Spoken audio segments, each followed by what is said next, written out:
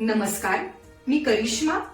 LV न्यूजच्या बातमीपत्रामध्ये आपल्या सगळ्या दर्शकांचे अगदी मनापासून स्वागत. आपण पाहत आहात एलव्ही न्यूज. सांगली कृषी उत्पन्न बाजार समितीचा त्रिभाजन विरोधातील न्यायालयीन लढाईत विजय.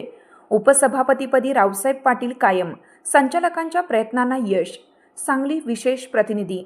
सांगली कृषी उत्पन्न बाजार समितीच्या त्रिभाजनाच्या निर्णयाविरोधात विद्यमान संचालक मंडळाने लढवलेल्या न्यायालयीन लढाईत अखेर यश मिळालं आहे. न्यायालयाने संचालकांच्या बाजूने निकाल दिल्याने विद्यमान उपसभापती माननीय रावसाहेब पाटील हे आपल्या पदावर कायम राहिले आहेत.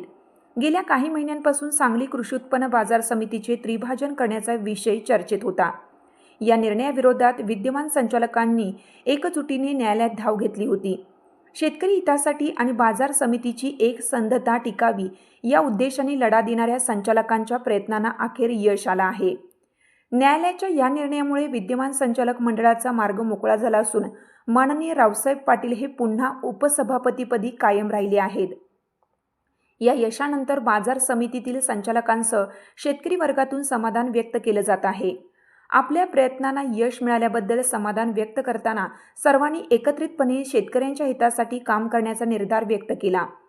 माननीय रावसाहेब पाटील यांचे अभिनंदन. न्यायालयीन लढाई मिळालेल्या यशाबद्दल आणि पुन्हा उपसभापतीपदी कायम राहिल्याबद्दल माननीय रावसाहेब पाटील यांच्यावर सर्व स्तरातून अभिनंदनाचा वर्षाव होत आहे. आपल्या परिसरातील बातम्या पाहण्यासाठी आपल्या एलव्ही न्यूज चॅनलला सबस्क्राईब करा. एलव्ही न्यूज चॅनलसाठी मुख्य संपादक विलास उत्तम लोखंडे, कवठे महांकाळ, सांगली. चालू घडामोडींचे अपडेट्स जाणून घेण्यासाठी आपल्या एलव्ही न्यूज चॅनलला सबस्क्राईब जरूर करा. लाईक करा, शेअर करा व कमेंट देखील करा. बेल आयकॉनवर प्रेस करा व नोटिफिकेशन्स मिळवा. पाहत रहा फक्त एलव्ही न्यूज.